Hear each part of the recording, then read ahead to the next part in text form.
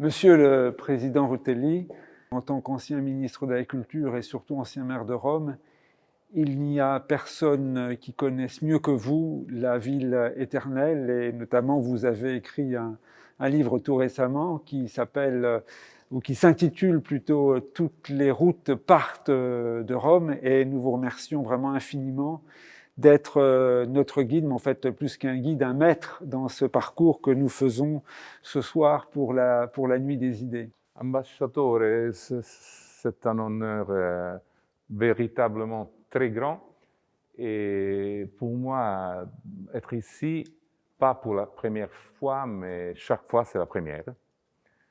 Et je pense qu'on peut dire qu'il n'y a pas d'endroit dans la ville où les relations entre un palais qui est synthèse de l'architecture de la Renaissance, parce que depuis le début, San Gallo il Giovane, Michelangelo, Vasari, Della Porta, ça c'est l'architecture, mais c'est aussi la ville, le fleuve, la nouvelle idée de la piazza italienne et européenne, et surtout c'est l'Italie et la France. Oui, non, c'est un véritable trait d'union et c'est un lieu de coopération où en fait toute l'histoire entre l'Italie et la France est en très grande partie écrite. Et ce qui est très important, c'est que c'est un palais ouvert, c'est-à-dire que nous le faisons visiter plusieurs après-midi par semaine, nous faisons des grandes portes ouvertes au moment des journées européennes du patrimoine. Et nous allons, à partir du mois de mars de cette année jusqu'en 2024, lancer une nouvelle campagne d'embellissement et de restauration qui va concerner les façades latérales et le toit. Et ce sera l'occasion, en associant artistes et historiens, justement, d'avoir toute une série de manifestations pour montrer toute cette histoire aux Romains et également montrer en quoi ce peut être aussi un support pour de la création contemporaine. Ici, nous sommes dans une pièce que vous connaissez bien, qui est la salle des fastes farnésiens, qui a été peinte dans les années 1550 par Salviati, quelques années après la mort du pape, qui avait fait construire ce palais. Et cette salle, elle est particulière dans Rome parce qu'elle est le point de contact entre le palais et les Romains, puisque cette pièce est éclairée la nuit et que donc tous les Romains qui passent dans ce quartier, qui est très fréquenté, voient et s'arrêtent justement pour voir ces fresques de Salviati et de Zuccari, celle qu'ils voient plus particulièrement au fond. Ça a été peinte par Zuccari. Et ce palais, c'est un symbole véritablement de cette amitié entre la France et l'Italie à un double titre. D'abord parce qu'il abrite à la fois l'ambassade et l'école française de Rome depuis 1874, qu'il a aussi abrité les ambassadeurs de Louis XIV, et parce qu'il fait l'objet d'un échange entre bâtiments, entre Paris et Rome, entre la France et l'Italie, pour loger nos ambassades, et donc c'est une réciprocité parfaite qui est précisément ce symbole de l'amitié entre la France et l'Italie, et donc nous sommes vraiment très très heureux de vous recevoir ici ce soir.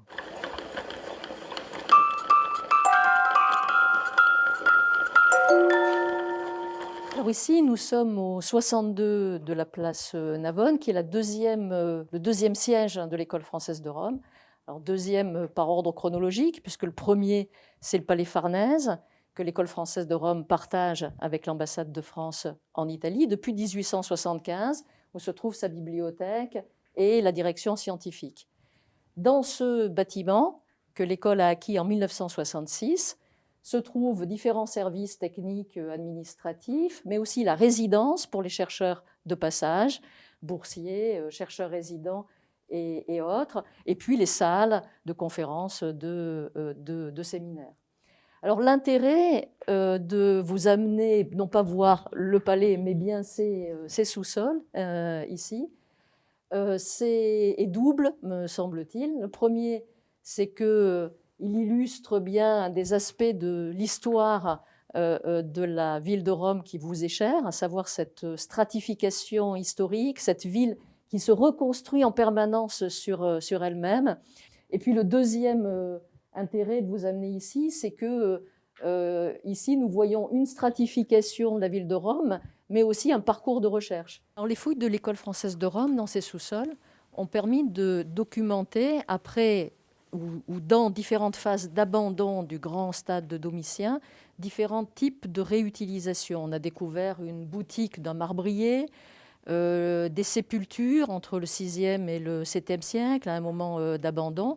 Et puis surtout, bien sûr, il y a eu un usage pour des habitations. Donc on voit bien, me semble-t-il, cette forme de résilience qui est liée à la matérialité de la construction, mais il y en a aussi une autre sur la place Navone, qui est celle de la vie sociale, c'est-à-dire de comment finalement des pratiques sociales, des usages sociaux se vivent dans une grande continuité, ne serait-ce que la continuité de l'exceptionnel, je dirais, sur la place Navone, entre le bâtiment, le stade, le bâtiment de spectacle, exceptionnel en lui-même, et l'exception de la place baroque. C'est pas mal de travailler ici, hein?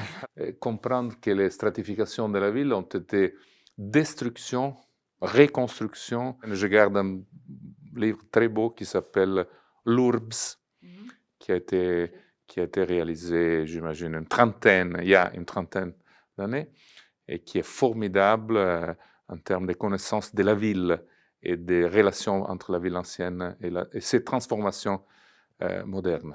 Moi, en tant que spécialiste de la période napoléonienne, surtout en ces 2021, année des commémorations pour la mort de Napoléon, vos textes m'ont fait beaucoup penser à cette période dans laquelle Rome a subi vraiment une transformation éphémère mais très importante, parce que cette capitale qui était pendant des siècles une capitale papale devient une ville civile, si je peux dire, une ville moderne, une ville qui s'apprête à sa transformation comme un endroit bourgeois, avec beaucoup de projets architecturaux, dont très peu ont été réalisés, mais qui ont provoqué un contexte très effervescent d'idées et des projets. Et nous sommes dans la nuit des idées, et c'est très important de remarquer cette capacité qu'a la ville de Rome pour produire, pour inciter la création des idées pour sa transformation, mais pour la transformation aussi d'autres endroits, parce que toutes les strade portano a Roma, et tous les architectes, tous les artistes, tous les penseurs sont passés par ici pour faire partie de cette résilience romaine dans la période napoléonienne comme dans les autres siècles d'histoire de la ville. Et la chose peut-être la plus actuelle aujourd'hui était le propos d'utiliser ça pour donner et créer du travail, pour battre le chômage. Chose très, très, très importante, parce que si on voulait sortir du paternalisme du pape et de son pouvoir, créer des situations où on pouvait avoir des professions du travail, soit ouvriers, soit intellectuels, disons, liées à l'archéologie, liées à l'histoire, était aussi révolutionnaire. Mais ici, ça c'est le triomphe du baroque. Ça, c'est la merveille de l'architecture, d'une relation qui a été capable de transformer une montée en un théâtre. Un décor théâtre. Pour monter à l'église, il y avait un chemin escarpé et boueux, d'où un projet très tôt pour essayer de donner toute sa signification à cette montée vers la maison de Dieu. Alors le cardinal Mazarin, qui voyait très grand, en 1660, avait projeté des projets somptueux, et il voulait notamment une grande statue équestre de Louis XIV. Ça n'a pas prospéré. Et puis c'est au XVIIIe que, en revanche, après 60 ans de discussions, de va-et-vient, de projets entre la papauté et la France, que cet escalier fut construit suite à un concours d'architectes. Mais je crois que finalement, le résultat méritait d'attendre 60 ans. Tout a commencé là-haut, à la suite d'une rencontre peu banale entre un roi de France malade, Louis XI, et un ermite de la Calabre, François de Paule, renommé pour ses guérisons, que le roi fit venir à la cour de France pour le guérir. François de Paule ne le guérit point, mais lui assura une fin de vie paisible et sereine. Et en contrepartie, en reconnaissance, le fils de Louis XI, Charles VIII, acquit ce terrain pour le compte de l'Ordre des Minimes fondé par François de Paule. Alors je vous propose d'aller maintenant à la Trinité des Monts pour y découvrir la bibliothèque. Alors c'est moi que je vous pose une question, parce que c'est ma première visite ici, jamais arrivé, et c'est un endroit unique comme vue sur la ville, comme symbole qui sont abrités ici, et alors je voudrais connaître un petit peu plus. Il s'agit en fait de la bibliothèque du couvent des Minimes qui a été installée à la fin du XVIIe siècle. Donc elle est remarquable sur plusieurs aspects, pour sa position déjà au-dessus du chœur de l'église, ce qui est assez inhabituel, et surtout par la qualité de son décor qui est constitué par un plafond de 260 mètres carrés en bois de pin, entièrement décoré et pour l'instant attribué à Andrea Pozzo. Le plafond était en très mauvais état. La restauration a duré plus de 10 ans et nous l'avons terminé le mois dernier. Il représente l'apothéose du fondateur de l'ordre, Saint François de Paule, entouré par les pères de l'Église et soutenu par les saints et les moines qui occupent le couvent à l'époque.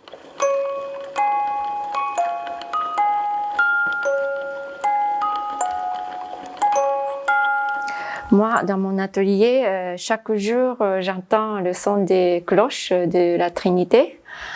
Et ça me fascine parce que, en fait, je suis vraiment intéressée par les partiels inharmoniques, c'est un peu professionnel. Et donc, ça m'a donné envie d'écrire une pièce pour carillon, pour la boîte à musique. Bienvenue, très heureux de vous accueillir dans cet endroit mythique que vous connaissez bien mieux que moi.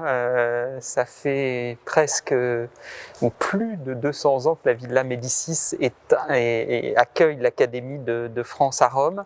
On est dans cette loggia redessinée ou repeinte par Balthus dans les années 70. Et ici, c'est tout, c'est la Renaissance.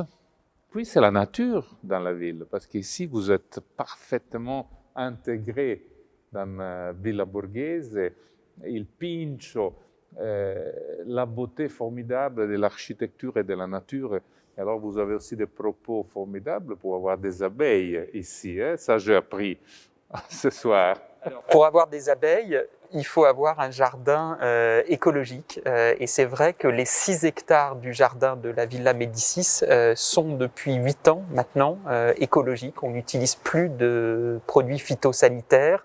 Il y a 6 jardiniers qui s'occupent de ce jardin et on espère installer dans quelques mois les premières ruches et l'été prochain récolter le miel de la Villa Médicis que vous viendrez déguster avec nous. Prochaine nuit des idées avec le miel de Villa Medici, c'est pas mal. Il faut aussi sauver les arbres parce qu'il y a quelques problèmes différents. La cocciniglia, est-ce que vous êtes engagé de les préserver de cette attaque? Très prêt à les préserver de cette attaque biologique en quelque sorte, mais aussi parfois des attaques théoriques. Vous savez qu'il y a un grand débat pour savoir s'il faut revenir au paysage de la Renaissance, un paysage sans pins, sans les pins parasols, ou s'il faut rester au paysage qui a été le paysage du 19e siècle avec ces pins parasols. Et c'est une question qui est fascinante et qui est posée tous les jours ici. Comment on arrive à travailler la question du patrimoine et de la création contemporaine? Comment finalement le patrimoine est une succession de strates successives? Même le paysage est une invention.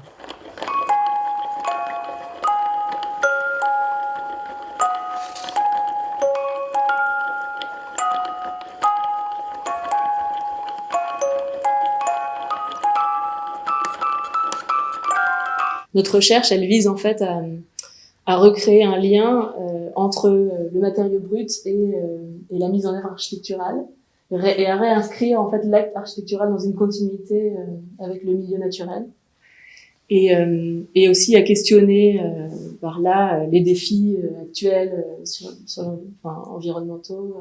Toute la matière, même les minéraux, et c'est un peu ce qu'on recherche, sont issus du vivant ou ont été transformés par le vivant, ou sont de la matière qui était vivante à une certaine époque. Et du coup, ce qu'on a appelé avant la victoire un peu de l'architecte sur la nature se transforme plutôt en une recomposition de matériaux issus de la nature et issus du vivant.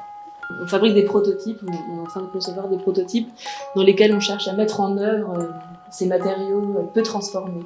Voilà. C'est formidable aussi parce que des stratifications de Rome, les matériaux sont eux-mêmes la structure. Et puisqu'aujourd'hui on est dans l'anthropocène, on ne peut pas avoir l'illusion que la biodiversité sera la même et la structure matérielle sera la même des siècles, des dizaines de milliers d'années derrière nous. Mais si on veut préserver cela, il faut avoir la conscience de transformation, d'anthropisation, mais surtout du respect vers la nature. Et vous allez terminer quand? Ce n'est qu'un début. Ça, c'est la partition. Et au début, vous allez entendre Au clair de la lune. En fait, c'est la mélodie que tous les Français connaissent, mais pas seulement les Français pour... Nous aussi.